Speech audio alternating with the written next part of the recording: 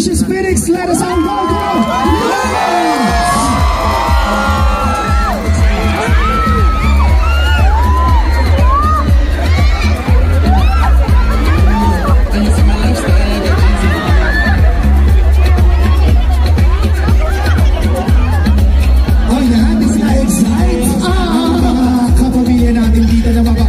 Asia's Phoenix. Ikaw pa, Carrie Bell, ano yung masasabi mo?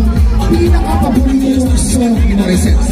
Ay ako, ayokong bumida pero yun ang favorite ko. Gusto ko na. Hindi ko kaya eh. Si Morissette lang ang may kayang. Phoenix! Let's all welcome Morissette!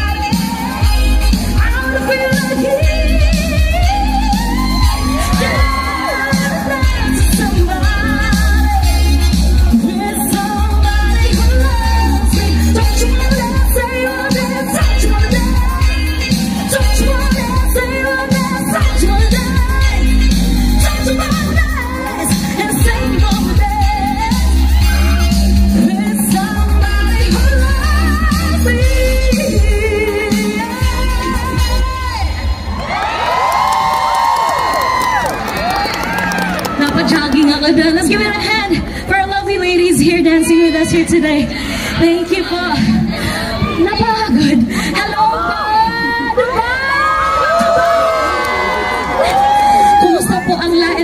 having a great time tonight. Siyempre, yun po ang gusto namin po dito sa TFC. We're so honored po. You decided to spend your day with us here po sa Zabil Hall, of course. Thank you so much to TFC for making this happen. Barrio Fiesta here in Dubai. Thank you. Palakpakan po natin ang TFC. Thank you so much. Okay, alam ko ang daming mayroong mga nandito nakapwesto sa harap. Meron mga nandun sa stalls. Na-try nyo na ba yung mga food dun sa food stalls? Ang sarap! Nakatry ako nung chicken skin. Masarap yun ah. Yung mga nandito, hello po! Actually, ang gusto kong malaman is kasi syempre, generally, marami po talaga mga Pinoy dito sa UAE, hindi lang po sa Dubai. Gusto kong malaman, meron ba tayong mga Bisaya din dito?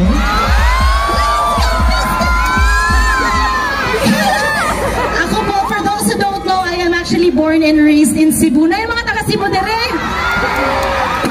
Mga kinakusgan dyan, mga Cebu, mga taga Bisaya dyan. Ano ba sila, yung mga taga Cebu, mga gwapo daw na mga gwapa. Grabe naman kayo, di ka kasala ako dun siya. Pero syempre, I am always so proud to be representing my province. And syempre gusto ko lang po magsaludo po sa inyong lahat. Kasi syempre po alam ko po na, I mean, this is not my first time po dito sa UAE. And I always love being able to perform for our kapamilyas and kabayans po dito sa, especially po dito sa Dubai with all of you.